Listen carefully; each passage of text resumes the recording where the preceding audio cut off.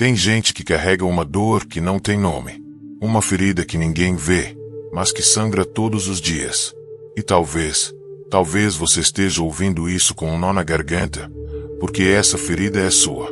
Você confiou. Você acreditou. Você se entregou. E no fim, foi traído. Por quem você chamava de família. Por quem sentava à mesa com você. Por quem dizia te admirar, te apoiar, te guiar. Ou pior, por você mesmo, quando duvidou da própria força, do próprio valor, do próprio chamado. Tem dores que não vêm de fora. Elas nascem dentro. E quando você tenta explicar, ninguém entende. Isso é drama, dizem. Seguem em frente, falam. Mas o que ninguém entende é que tem traições que não quebram só a confiança. Quebram a identidade. Deixam a alma perdida. Deixam a fé tremendo nas bases. Deixam você se perguntando: será que Deus me esqueceu? Será que tudo isso foi em vão?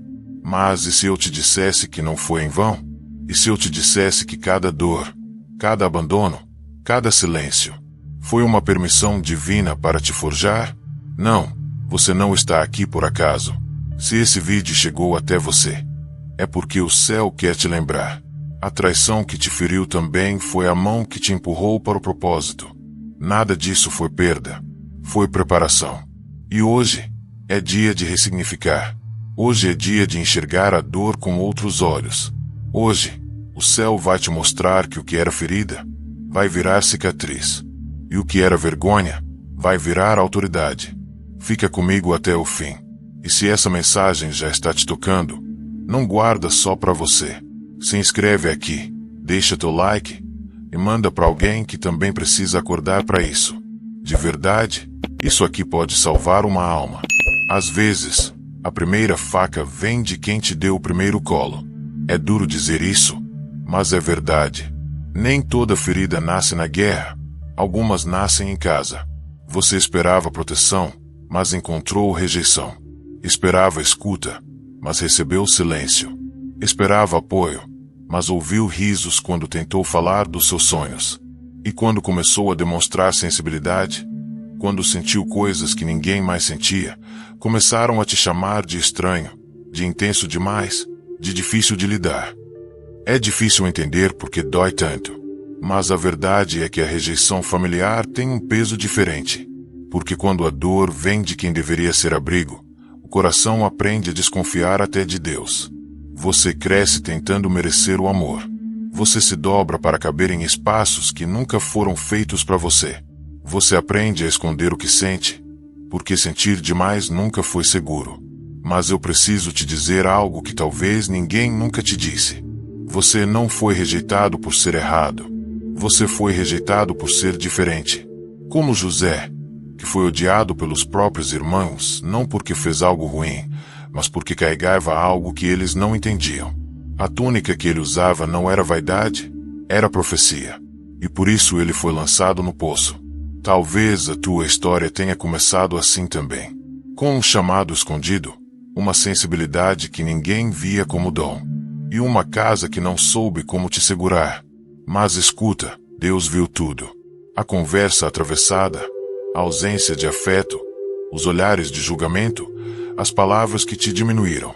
Ele viu você chorando no travesseiro e perguntando: por que eu não sou amado como sou? E hoje ele te responde: porque eu te separei. Porque o que eu coloquei em você não cabia ali. A dor que você sentiu na infância não foi o fim da sua história, foi o começo do seu chamado. E Deus ainda vai usar essa parte da sua história para curar outras pessoas. Você vai ver. Tem dor que só acontece porque houve amor. E tem traição que só dói porque foi de alguém que conhecia a sua alma. Você já confiou em alguém a ponto de contar seus segredos mais profundos? Já dividiu lágrimas, risos, planos, orações?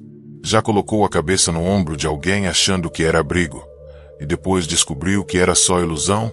A segunda ferida vem daí, da amizade que prometia fidelidade, mas entregou o silêncio, do olhar que dizia estou com você, mas que depois se virou sem nem olhar para trás, do ombro que antes era consolo, mas que agora é ausência.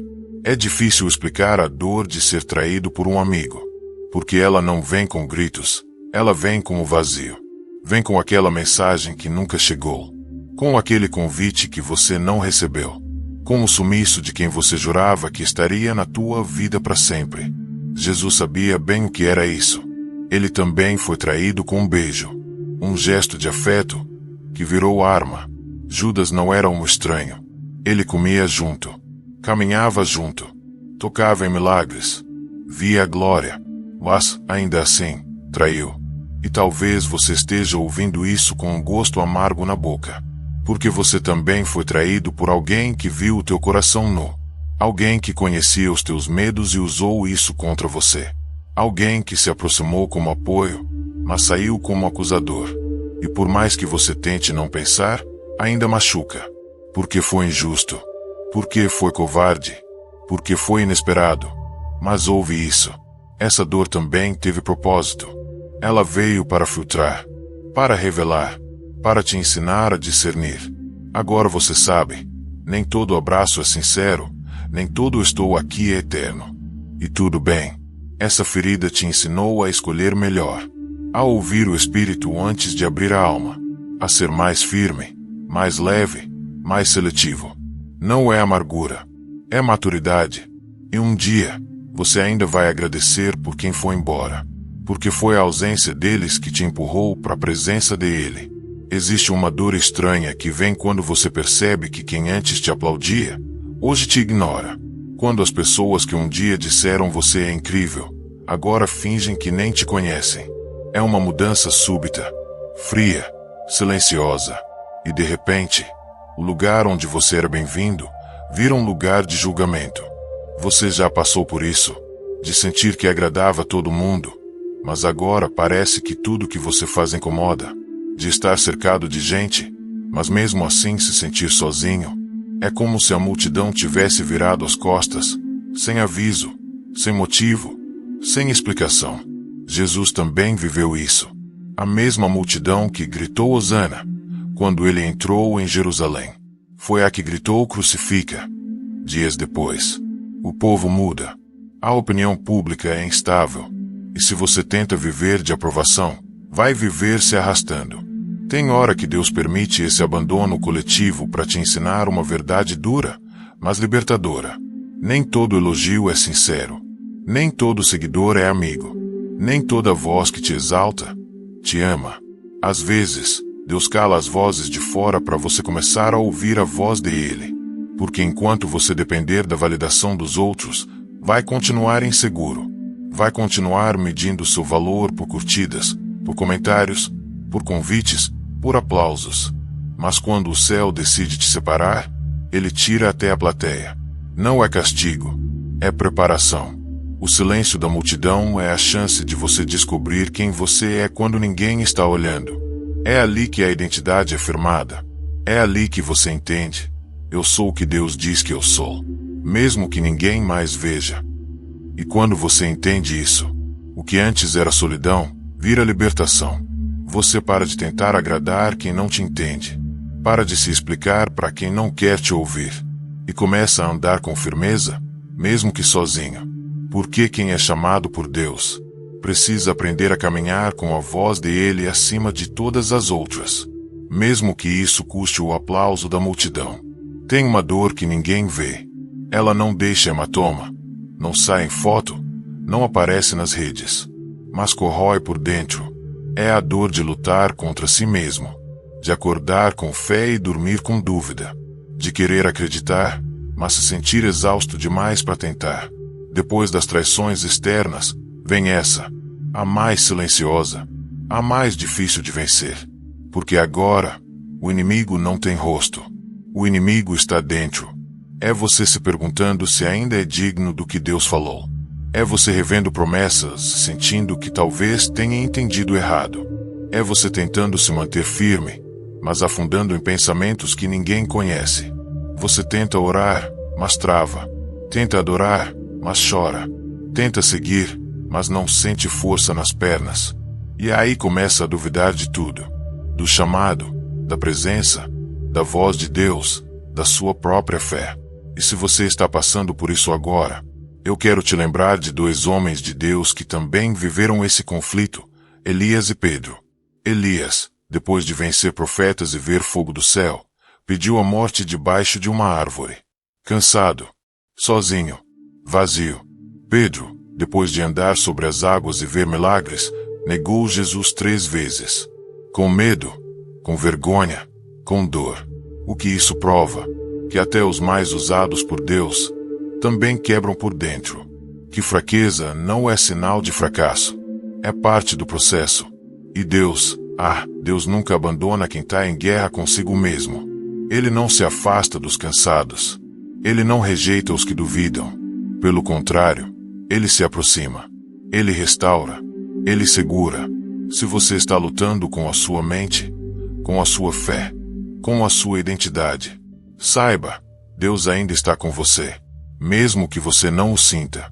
Mesmo que você não tenha forças para chamá-lo. Essa guerra não vai te matar. Ela vai te forjar. Porque quando a vitória vier, e ela vai vir, você vai saber que foi Ele o tempo todo. Até quando parecia que era só você. Tem uma dor que confunde. Porque ela vem de alguém que você admirava. De alguém que te inspirava. Que orava com você. Que te ensinou a dar os primeiros passos na fé. Alguém que, por um tempo, parecia enviado por Deus até que se virou contra você. Essa é a dor de ser traído por um mentor. De perceber que a pessoa que um dia te abençoou, hoje te resiste. Que aquele que antes te aplaudia, agora te silencia. Que quem te incentivava a crescer, hoje se incomoda com a tua luz. Você começa a sentir os olhares tortos, os convites que pararam de chegar, as portas que foram fechadas sem explicação. E a alma fica dividida. Será que eu errei? Será que fui desrespeitoso? Será que estou andando na frente de Deus? Mas deixa eu te lembrar de uma história. Davi foi ungido por Deus quando ainda era um menino. E quem estava no trono naquela época? Saul. Ao invés de ajudar Davi a crescer, Saul tentou destruí-lo. Por quê? Porque o Espírito de Deus já não estava mais em Saul. E o novo que Deus levantava em Davi incomodava o velho sistema que Saul representava. Tem mentores que foram usados por Deus por um tempo, mas que, quando percebem que a unção está mudando de estação, tentam controlar ou apagar quem vem depois. Não por maldade declarada, mas por medo, por ego, por não entenderem que o mover de Deus não para. E se você for ferido por alguém assim, não carregue ódio, mas também não se curve para caber onde você não é mais bem-vindo. Deus está te separando. Ele está te ensinando a ouvir diretamente dele, a depender menos do sistema, da estrutura, dos títulos, e mais da presença. Essa traição do mentor não foi rejeição celestial. Foi corte de laços com o que já não carrega mais a glória. Você não perdeu um líder. Você foi conduzido a um novo nível de intimidade com Deus. E quando Ele tira uma cobertura, é porque Ele mesmo vai ser o teu abrigo a partir de agora. Choveu, mas não era uma chuva qualquer. O céu desabou como se estivesse gemendo de dor. As fontes do abismo foram rompidas. A terra, que antes zombava da promessa de julgamento, agora tremia. Cada gota que caía era como um grito. Um lembrete. Um acerto de contas. Noé, dentro da arca, não falava. Ele apenas ouvia. O barulho das águas subindo, batendo, invadindo. Lá fora, os que riram dele agora batiam na porta que Deus havia fechado. Gritavam por socorro. Imploravam por mais um minuto, mais uma chance. Mas a porta estava trancada, e não era Noé quem segurava a chave. Ali começava o juízo. A chuva caiu por 40 dias e 40 noites. As águas cobriram montes, engoliram cidades, dissolveram sonhos. O que antes parecia firmeza, as torres, os palácios, os campos cultivados, agora boiava como folhas mortas no mar de lamento. Os gigantes, os valentes, os que dominavam a terra, todos foram silenciados. A força deles não podia nadar contra o juízo de Deus. O orgulho se afogou. A violência calou. O pecado foi submerso. E Noé flutuava. O juízo de Deus não veio com ódio. Veio com justiça. Veio porque ele esperou, e ninguém quis ouvir. O dilúvio não foi só destruição. Foi limpeza. Foi resposta. Foi o fim de uma geração que escolheu se afastar até não sobrar mais volta. Noé, sua família e os animais estavam na arca, em silêncio, esperando. O mundo de antes havia acabado, e o novo ainda não havia começado. Mas entre o juízo e a promessa, Deus sustentava a arca. Ele lembrava de Noé. Ele via. E talvez hoje você se sinta assim, cercado pelas águas, como se o mundo estivesse ruindo ao seu redor. Mas lembre-se, enquanto Deus te guarda, nenhuma tempestade pode te tirar da arca. Mesmo no juízo, a propósito, mesmo no caos, Ele ainda está no controle. O juízo das águas foi terrível, mas dentro da arca havia vida. E onde há vida, há esperança. Depois da tempestade, vem o silêncio. Um silêncio pesado, denso, quase palpável. O mundo que você conhecia se foi. Tudo que parecia certo desmoronou. É como estar sozinho no meio de uma imensidão vazia. Os dias passam lentos, o coração bate devagar. Você espera um sinal, uma voz, um movimento. Mas só o silêncio responde. Noé e sua família viveram isso. Eles ficaram confinados na arca, rodeados por águas que escondiam o que restou da terra. Nada além de céu cinza, água e um futuro incerto. Esse silêncio não é a ausência de Deus. É o momento onde Deus parece estar se preparando para falar, mas antes quer que você escute. É a hora da purificação do espírito, do acalento da alma, da maturação da fé. Muitas vezes, quando a dor passa, o vazio assusta mais que a luta, porque a tempestade pelo menos trazia barulho, movimento, esperança de que algo mudaria. O silêncio, por outro lado, parece imobilizar. Ele testa a sua paciência, a sua confiança, a sua entrega. Mas nesse silêncio, Deus está trabalhando. Ele está alinhando seu coração, ajustando suas intenções, ensinando que a espera também é parte da caminhada. É no vazio que a fé se fortalece, porque ela não depende mais do visível, mas do invisível. O silêncio pós-dilúvio é como um útero espiritual, um lugar onde o novo se forma, ainda invisível, mas vivo. Um espaço onde o escolhido aprende a esperar sem medo, a confiar sem provas, a se entregar sem garantias. E quando as águas baixarem e a terra reaparecer, será um novo começo. Você sairá desse lugar diferente, mais forte, mais sábio, mais pronto para o propósito que Deus tem para você. O silêncio não é o fim da história, é o começo da transformação. E o escolhido que atravessa o silêncio, atravessa a vida. Você chegou até aqui. E sabe por quê? Porque lá no fundo, no lugar mais escondido do seu coração, você ainda acredita.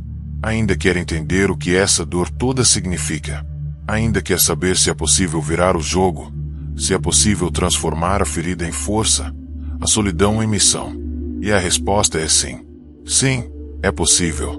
Sim, você pode. Porque o escolhido não termina quebrado, nem amargo, nem perdido. Ele se reintegra. Ele volta a caminhar, não para um palco, não para o aplauso, mas para a comunhão verdadeira. Não é sobre provar nada para ninguém. É sobre voltar a amar sem medo, a servir sem esperar reconhecimento, a andar com firmeza mesmo que o mundo te ignore. A sua autoridade não vem do que te exaltam, mas do que Deus já declarou sobre você.